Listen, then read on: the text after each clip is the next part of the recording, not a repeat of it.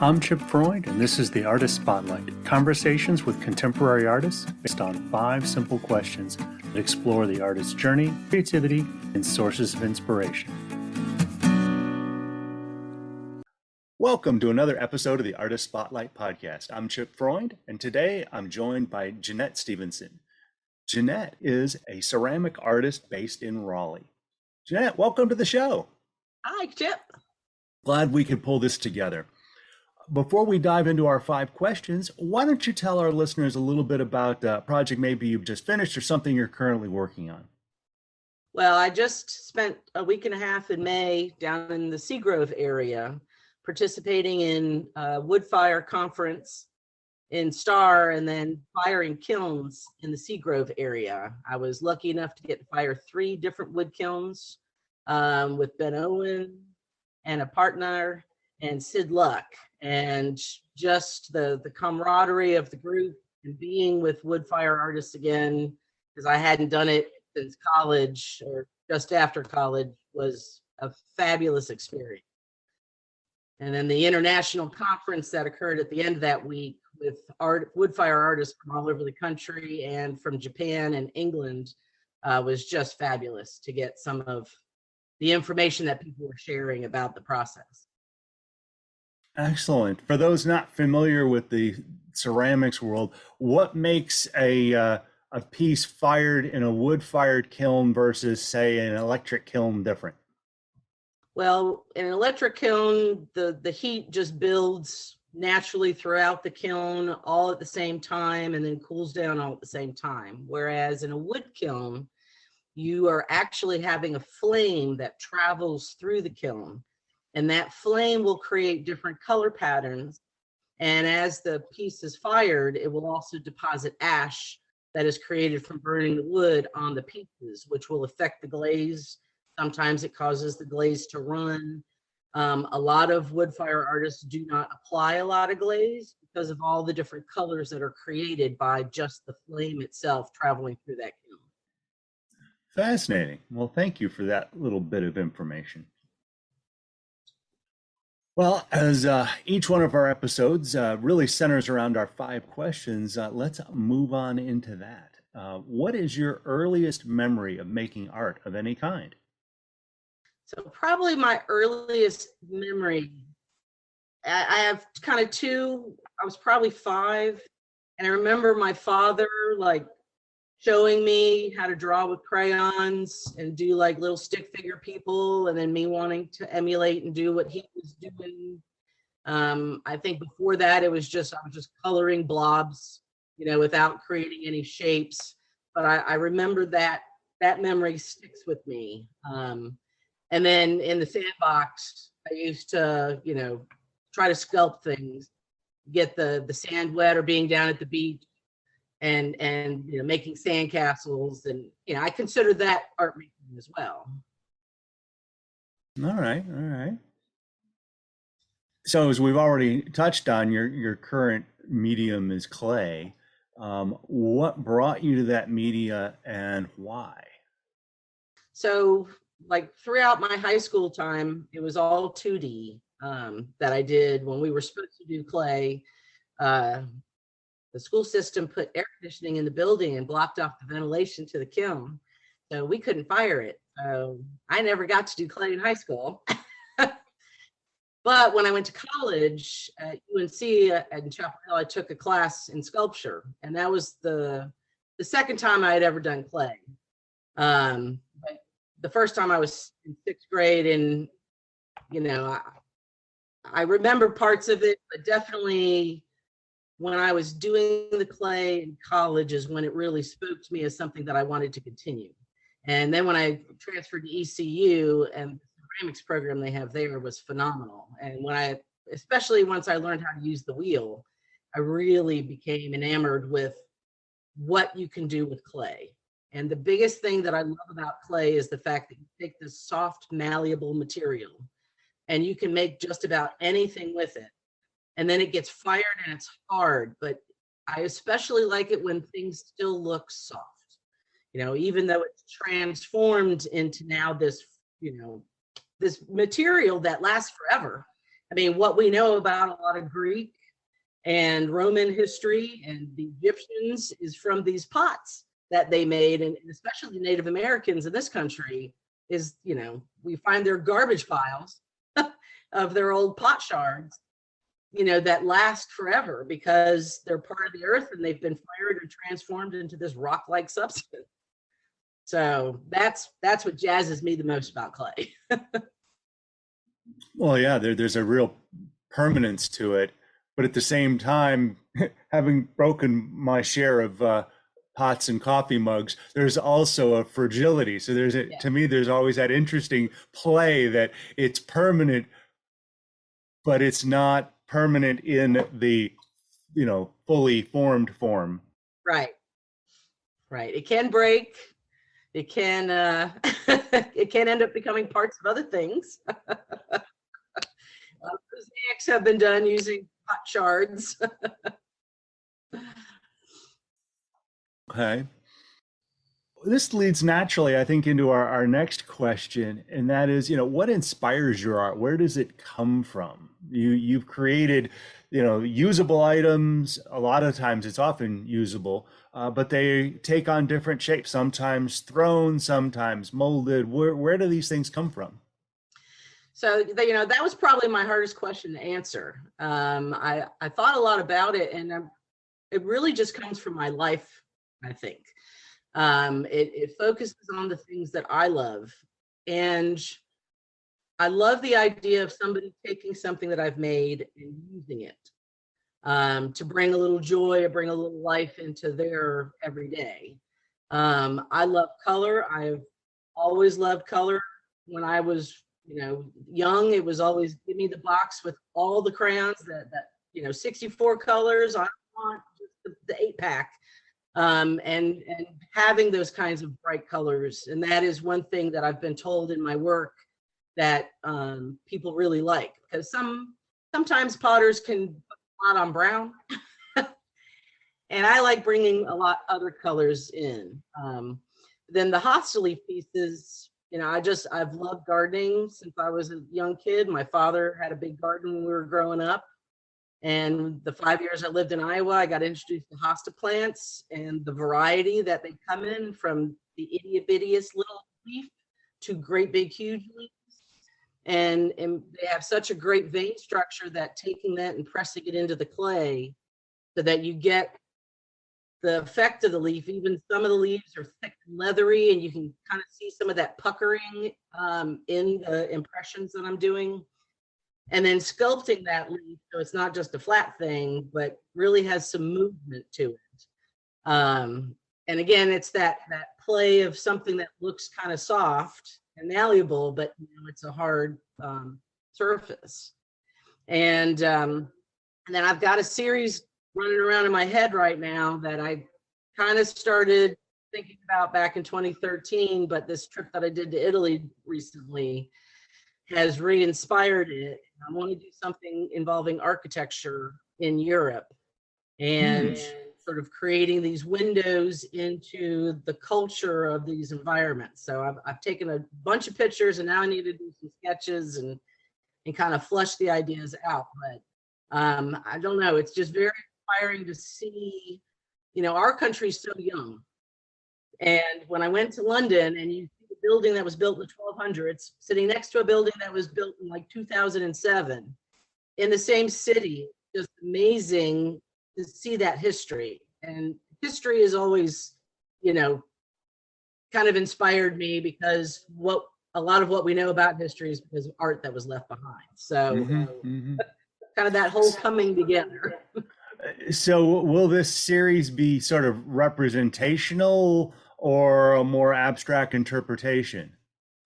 I think that the architectural inspired piece, the sort of the framing itself, will be more representational. You know, I'll probably combine a couple of different buildings into one, and then creating a window that into parts of the culture, that'll probably be more abstract, and it's going to be a multimedia collection of things. And I might even do some painting. And very cool. So here's an example of, something you've been ruminating on, but then a trip helps Right. further inspire it and inform it. Yes. And that can tie into the an artist that I would recommend. My high school art teacher was Bob Rankin, who is a well-known painter in the Raleigh area. And he has been a huge inspiration in my life. Just not just, I've kind of followed a similar path where he was an art teacher and now he just works professionally as an artist. And he was always inspired by his travels. Every summer, after summer, we'd come back to school and there would usually be a slide presentation by him on where he went that summer and what artwork he did or what artwork he got commissioned to do there. And that definitely was very inspiring to me as a younger, person coming up in art and looking at what do I want to do? I want to do art in my life always, but how can I make some money? How can I be a success? I'm glad to hear. Check was a good thing. Yeah. I'm really glad to hear that story about your art teacher sharing his art career with you. Because I was on an earlier episode, I was interviewing Lynn Miller Jones, who is an oil painter out of Chicago, also happens to be a dear friend of mine going all the way back to elementary school. Oh, wow. We hadn't seen each other really since our 20th high school reunion, but I get off track. But she and I shared some of the same art teachers, of course, coming up. And I was very much a late life artist. She had a draw into it very early. But one of the things we both realized is we didn't know the two most influential art teachers we had, middle school and high school, were working artists because they didn't share that, right? They simply taught in class. Mm-hmm. And it was only later in life as we find out that they were working artists. One of them owned a gallery. Right. And it was just frustrating that, that was not part of what got shared. Right. So I'm really pleased to hear that you got a glimpse of that, because kids today, if they don't get a glimpse of somebody making a life as an artist, don't view that that's a life for them. Right. Exactly. And I was always sharing what I did with my students, same way that Bob had shared with his. And I suppose, probably for some of your instructors, like it was trying to keep, school life and personal life separate. Yeah.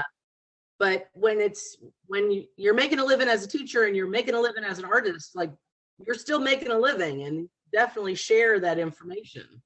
And for me, I felt that my students paid attention a little bit more to me, because I didn't just go to school to learn how to teach other people how to do this, that I was actually doing what I was talking about. And that is a huge value in the classroom, especially nowadays.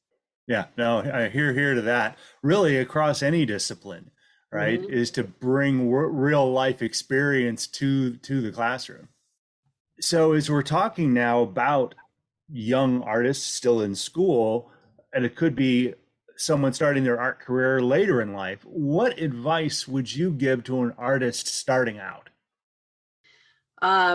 Definitely learn everything you can about what is your inspirational media. I mean, you can always learn more things about other things, but I know when I first got my bachelor's as an art education person, because I came so late to clay, I decided to postpone going into being a teacher so that I could go study clay more in graduate school. I didn't finish graduate school because my father got sick, and I ended up coming back and trying to help out. But the extra information that I learned, firing more kilns and being in another school, I think it's very good to go to different schools when you're if you're wanting to do bachelor's and master's, because I think if you stay at the same school to get your bachelor's and your master's, what new things are you learning? Because you have the same professors mostly.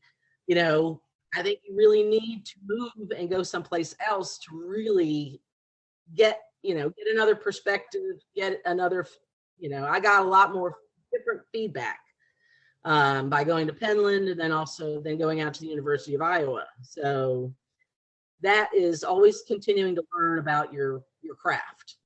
And then ask questions. Like if there is someone who is successful, and ask them how they got successful. What did they do? I had Bob Rankin to ask some of that information to, and he and I have been friends since I graduated high school. And so that has been a gift for me. But, if you don't have that kind of person, especially if you're older coming to art, go see other people that do the same thing that you do, and go to those opening receptions and talk to the artist about how they got going and how they got started. Because that information is invaluable, and you can't really get it any other way than really talking to somebody. I think that's some sage wisdom. One thing I'm kind of curious is, how important do you find the BFA and MFA to being an artist?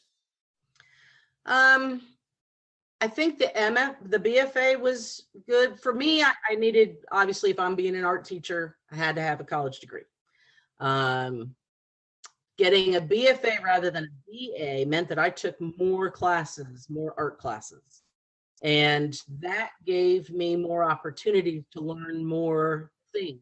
Like I took a sculpture class where I learned how to weld, and also pour aluminum, which was a great experience. I took a woodworking class.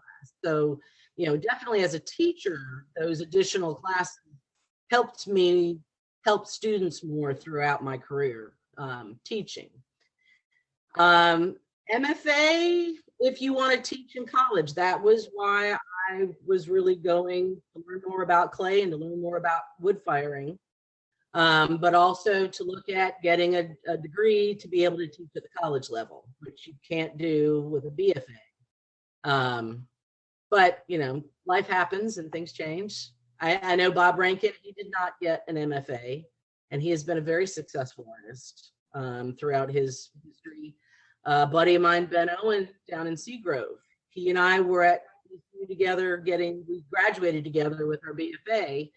And rather than getting an MFA, he elected to go to Japan and do research and firings of kilns over there. I think he spent a couple of weeks to a month over there. So, it's important to continue to learn. I don't know that you have to go to college to do it.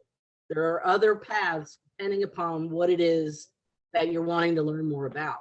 And like for Ben, his grandfather had fired with a groundhog kiln, and he wanted to build an onigama and an origama, and those are Japanese kilns. So he went to Japan to learn from the masters. Yeah, I think the key, and I would completely agree, is the continually learning, because that's also what sort of keeps the creativity going too. The more you learn, even if it's outside of your current media, it can inform your media and your creative approach. Yeah, I took a multimedia class with Dean Johns down in Charlotte a few years ago, and really got excited about taking three-dimensional objects and creating basically a collage with them. I'd never, you think of collage, it's all paper, drawings, paintings glued on top of each other. Never thought about, it could be a three-dimensional thing as well. And part of that, I ended up, I got third place at the state fair. Yay! And that piece also kind of worked into this whole architectural idea that I'm working on now, because this window box is going to create a three-dimensional space to put things in. So yeah, I can't wait to do some work on my sketches. All righty. Well, the last question, you've already previewed it a little bit with Bob Rankin. What are there other artists that you think we should go check out?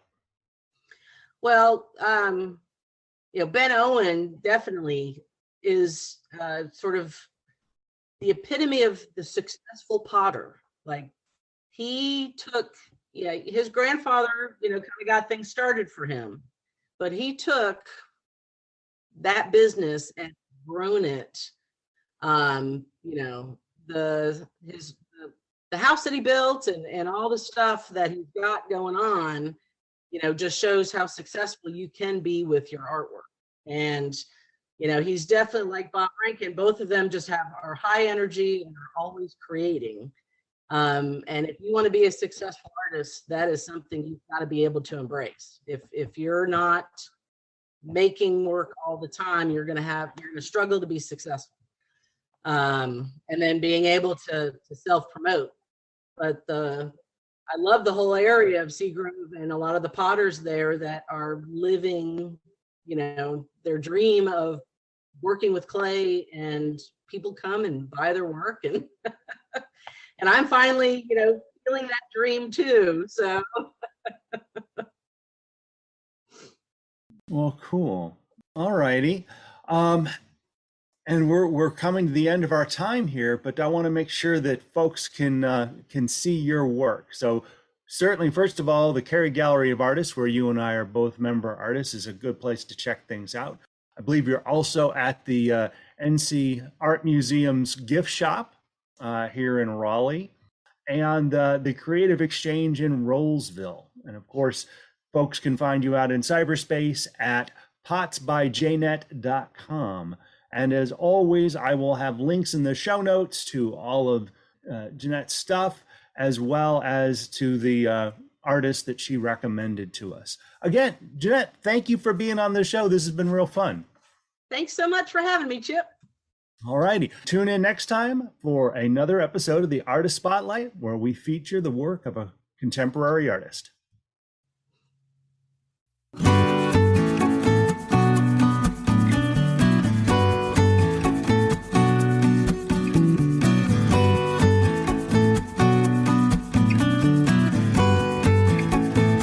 Thank you for joining us. This has been the Artist Spotlight with Chip Freund. Find accompanying blog posts at chipfreundphoto.com/blog, and you may subscribe to our show on Amazon Music, Apple Podcasts, Spotify, or wherever you like listening.